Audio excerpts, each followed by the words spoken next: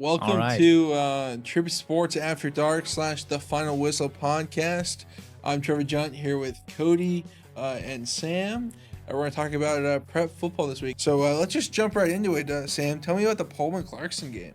Pullman took the 28-13 victory over Clarkston today. In Clarkston, they spoiled the Bantam Senior Day a little bit. It was kind of a ground and pound day for the Hounds as their two running backs, Nick Neville and Daniel Laina, led the way. Neville got the bulk of the carries in the first half, racking up 10 attempts on 139 yards and 2 touchdowns, including a scorching 71-yard home run ball. So that was pretty cool. But then he suffered a lower body injury. Unfortunately, had to take crutches off the field, and at the end of the game. And so Daniel got the bulk of the carries in the second half, and he helped close out the game for Pullman. Connor Stewart took care of the ball, threw two passing touchdowns for Pullman, and then the Bantam defense, as they call the Blue Wave, overwhelmed Clarkston for the most part. The Bantams, who they have a sophomore quarterback in Kendrick, found decent success through the air.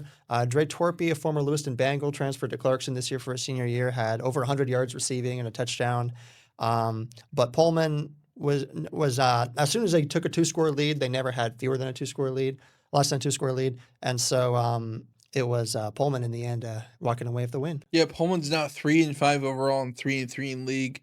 Tell me what you saw from the running game. Why did they find so much success against the Clarkston defense? Well, Pullman coach Kevin Agnew was quick to credit the offensive line. Those guys up front, the boys up front, did a great job of just open up holes for both running backs and just really kind of exerting their will over the Bantams. And so they were able to, even on drives that Pullman wasn't able to score, they were able to rack up a lot of rushing yards and sustain drives and control the time of possession.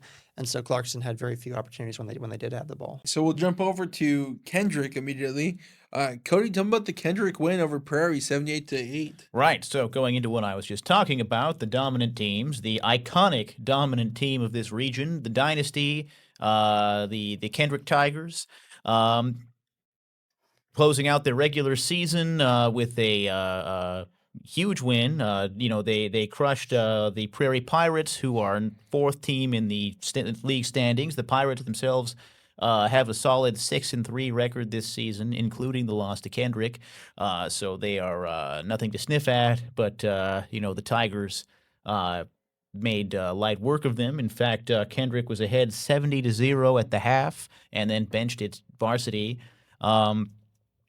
The Tigers, of course, earlier in the season, I was chronicling how they were on a run of hundreds of unanswered points. Now they've had 3 games in a row where they gave up at least 1 touchdown. So you could say they're slipping. But it's also true that they actually faced the tougher part of their league opposition in the later stages of the regular season. And other than struggling through the first half against Logos, they've continued to plow through all comers. So the Tigers are headed for a defense of their Idaho Class 2A state title, with presumably the betting odds, are going to be wildly in their favor. I know Sam over there votes in the media poll. I don't imagine he's planning to try to knock Kendrick down from its perch at number 1. The Pirates will await word, I think, of a possible postseason, depending on the Max Preps rankings. Sam, as a voter, I mean, Kendrick is just dominant every week, and every week they just put up 80 points or so. What does this mean for Kendrick going forward this season, and what does this mean for you as a voter? Yeah, I mean, they've been a unanimous number 1 all year. Like Cody was saying, there's no reason to change that now. They're obviously undefeated. That's just super impressive. And then just the gap between, obviously today we saw the gap between number 1 and number 5. Prairie at number 5 of some polls recently, which was pretty massive in that score. And then just the gap though between number 1 and number 2, KMAI, we saw. Obviously, Kendrick win that one pretty handily. Logos, you could make an argument that Logos could be number 2. Obviously, they lost their head-to-head with KMAI 22-20 earlier this year. And Logos was pretty much the only school, obviously the Knights beat the Tigers last year in the regular season, lost in the postseason. And in their regular season meeting this year, it was a close game up until the end, and then Kendrick rattled off a bunch of points and won by a convincing margin. Granted, maybe less convincing than the gigantic margins that they're used to. Yeah. And then we'll just jump into Deary at Genesee. Deary won 52-32 over Genesee. The Mustangs clinched the 1A Whitepine League regular season title. Yeah, speaking of top 5 teams, obviously Genesee was, I think, number 5 in the most recent poll. Of course, they entered this week 7-0. Deary won the league last year. And so, in speaking with both Tim Olson and Jason Hansen for our preseason previews, it was interesting to hear that, Jason Hansen was very excited for this year for the Bulldogs. He knew he had a great team, but he knew that in order to accomplish what they wanted to accomplish, they kind of had to slay the dragon in the Mustangs. Interesting that Genesee was only 5th in the state media polls. I can't imagine there are too many teams that were 7-0 heading into this week. Yeah, certainly this one caught me by surprise. I feel like it is an upset, given that Genesee, not only was Genesee 7-0, but Genesee had not faced entirely, hand-picked opposition, let's say, outside of league. Like they played the Wallace Miners, who were themselves 5-0, I think, and so that was, an impressive result from the Mustangs, and it shakes things up a little bit, I think, them clinching that league title for the second year in a row, even though, as you say, they were defending champs. Yeah. It's been a week of upsets in volleyball. I don't know if you've been following that, but in that sport, all the favorites have been losing almost every time. So, it's nice to have at least one upset, at least as I see it, in football. Let's hop over to Lewiston now. They lost to Lakeland 42-17. Cody, you took this call from Zane Hobart and also the email. And they got some weird stuff going on now for Lewiston. So tell me about that game. Yeah, so it's a fascinating situation with the Bengals. They've been an up-and-down team all season. They've kind of finished the regular season on a down, unfortunately for them. Lewiston had hopes of clinching a league title with this game, as in fact they had won their only previous league outing against the Lakeland Hawks, against Sandpoint. Lakeland, meanwhile, had lost to Sandpoint. Lewiston beat Sandpoint 54-27. Lakeland lost to Sandpoint 31-27. Based on that, you might have expected the Bengals to carry this one. But no, it's as I said, it's been an erratic run of results all around. So we didn't really talk to Hobart so much. Mr. Zane Hobart mostly he sent us an email with the box and everything, but we didn't get the breakdown of exactly what Lewiston did and did not excel at. So most we can say is it was a very close game through it's tied at 3 through the half, one field goal for each team. I swear there has been a significant upsurge in field goals this season in high school football in our area. And then, the Hawks really just flew away with it late. So now the 3 teams in Idaho Class 5A Inland Empire League have finished the season 1-1 apiece in league play, and this sends them to a Kansas tiebreaker. Not just Kansas City, as some have tried to label it. No, much bigger than that. In the entire state of Kansas tiebreaker. So this will be Monday at 6 p.m. at Coeur d'Alene High School.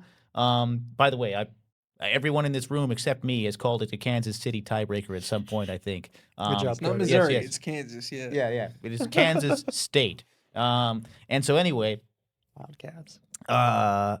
we don't know exactly how this tiebreaker works. Even the source we talked to, the radio guy, what's his name, Sam? Austin Samuels, voice of the Bengals. Yeah. Yeah, Austin Samuels, the voice of the Bengals, confirmed that such a tiebreak was going to take place and that he'll be covering it. But he himself said, I'm not fully certain how it works, and I have to do my research, was what he was saying. Yeah, I imagine a lot the teams themselves are doing their research and figuring out how this works. Moscow, and this actually didn't happen.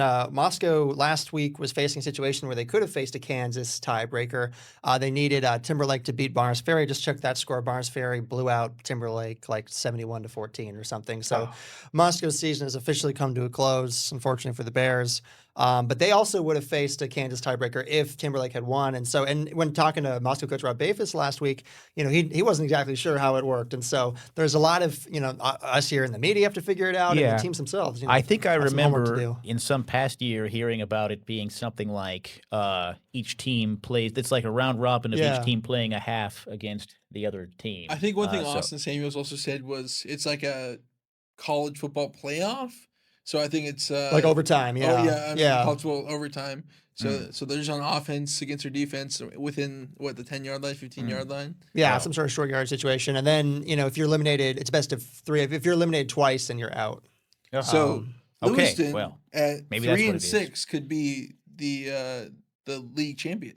Yeah. I am. Got to whip up some lucky plays. I here and guess they there. wouldn't officially get a win. It moved them to 4-6 if they win this tiebreak. Maybe they should get 2 wins, and jump to 5-6 for beating both Lakeland and Sandpoint. So let's hop into the two-way Whitepine. Kamei beat Lapway 64-0, and Logos beat Potlatch 40-0. Cody, tell me about these two games. Right, so those are the second and third teams in Whitepine League standings, and I think also in state media polling.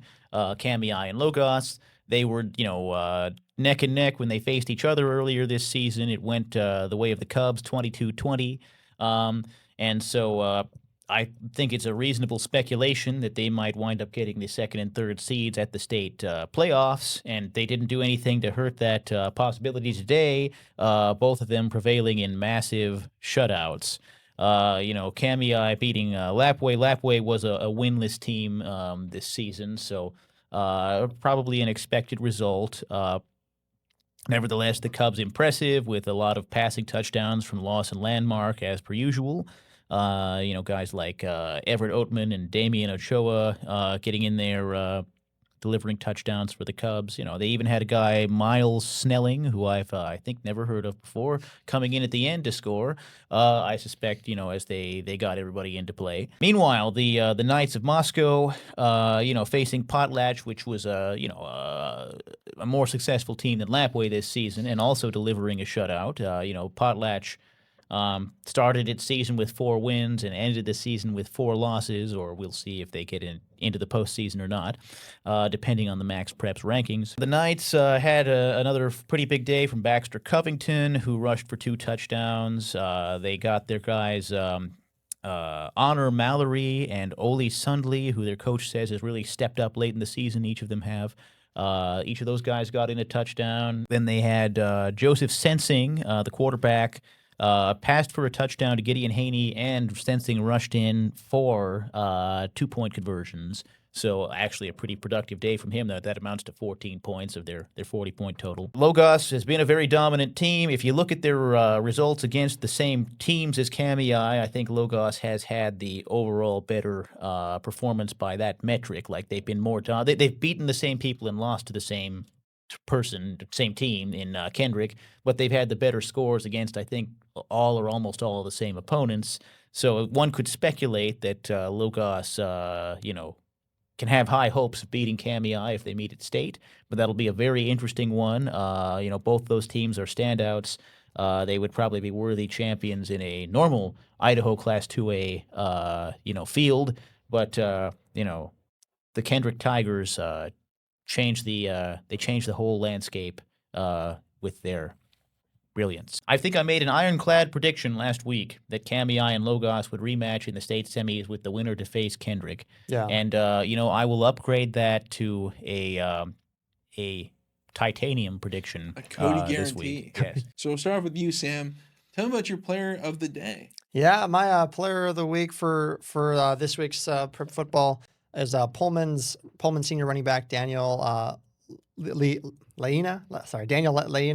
Laina, of course, you could make a case for Nick Neville also getting it, and honestly, I'm going to cheat and say they're both their co-players, or 1-2 punch players of the week.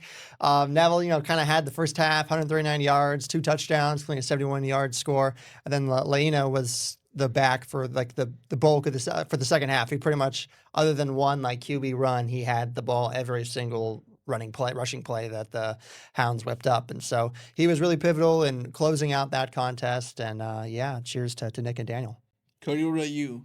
I'm going to go outside the box of games that we gave discourse to in this broadcast and choose Lane Collier of Garfield Palouse, who has been a longtime hero for the Vikings, and on this occasion actually scored all of their touchdowns in their 46-0 win, either passing or rushing, and even all of their 2-point plays but one. 44 of their 46 points were attributable to at least partly to Collier's direct efforts getting that ball or catching the ball or running the ball, throwing the ball or running the ball into the end zone. Ergo, he is a deserving player of the week. Yeah, he's so deserving that he was my player of the week as well.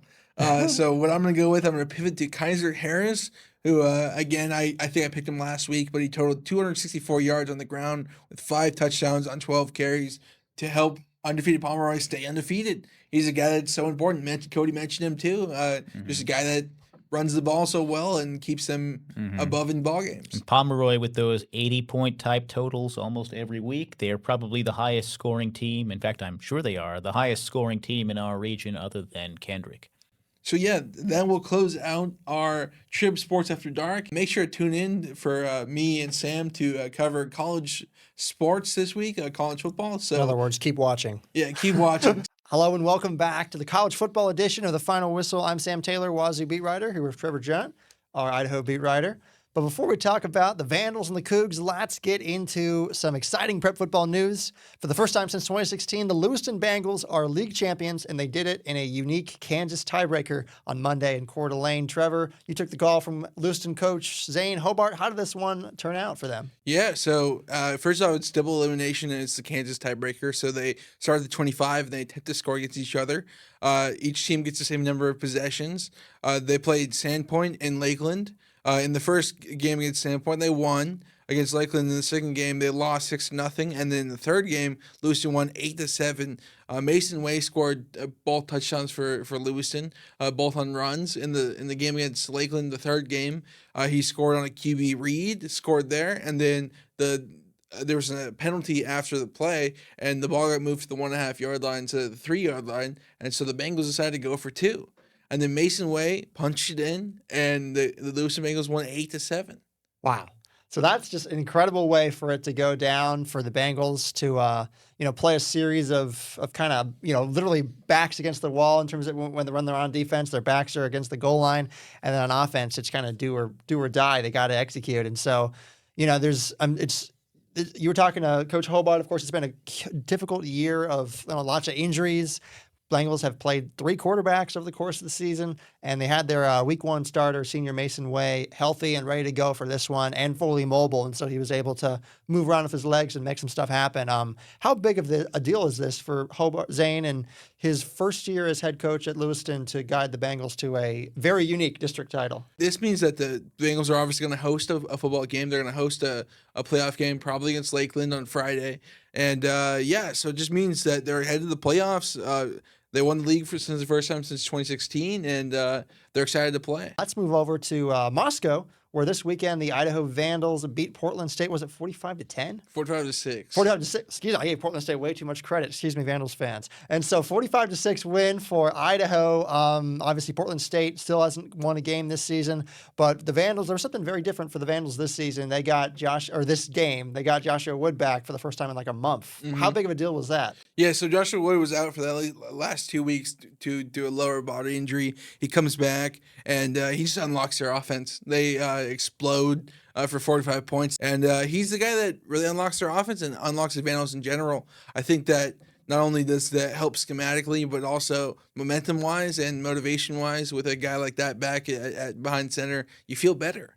You feel better as a team. So Joshua Wood is the main guy for the Vandals, and you can see why. I mean, in fall camp, we saw that the backup quarterbacks couldn't move the ball, but Joshua Wood could. We saw Thomas Ford Jr., and now Joshua Wood is the starter before he even played any snap in fall camp. So he knew that he was the guy, and he is acting like the guy.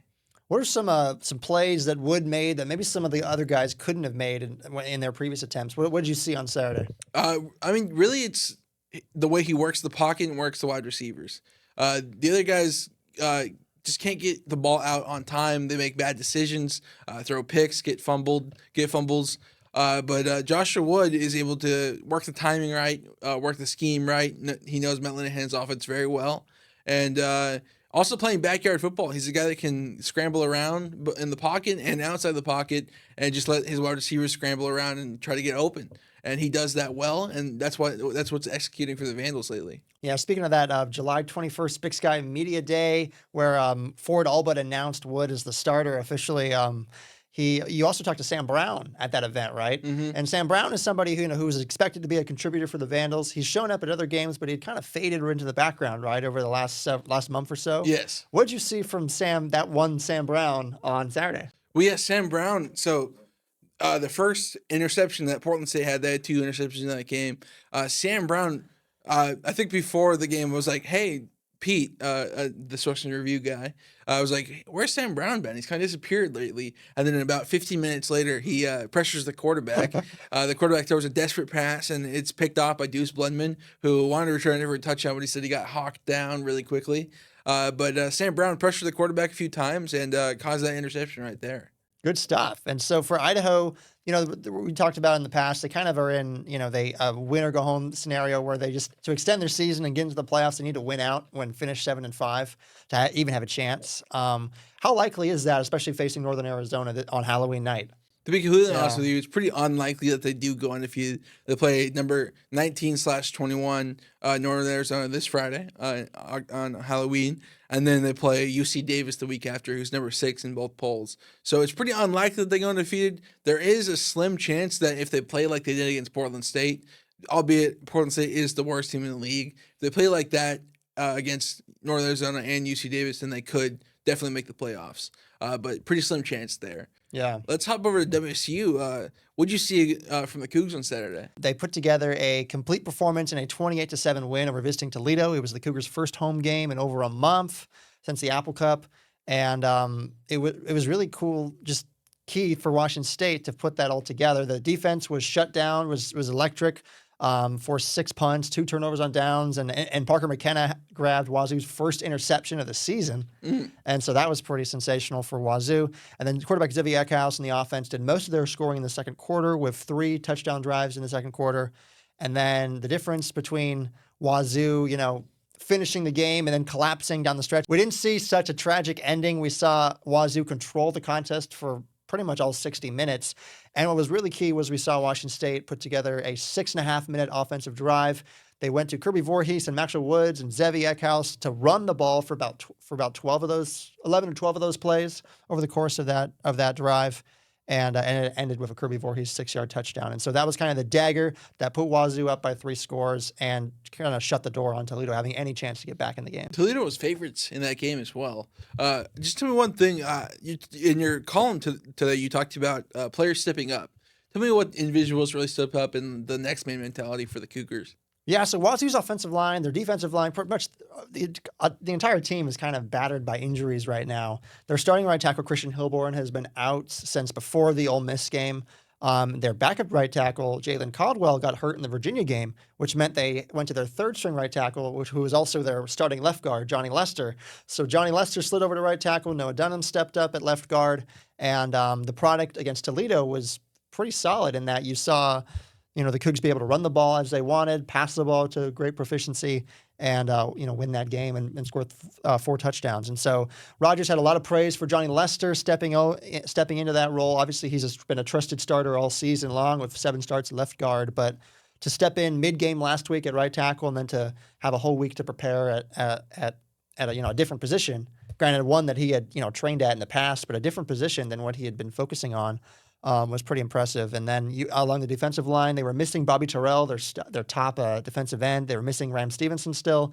And you saw guys like Buda Paletti and Malaki Tahasi step in at the defensive ends. Now, those guys they've gotten their fair share of action. It's not like they haven't played at all, but they played. Malaki recorded his first start of his career, and they logged more snaps than they would have if Ram and Bobby had been healthy. And they combined for 3 QB hurries and made an impact on that game. Before we close this out, I'll ask you, the Cougars are on the rise right now.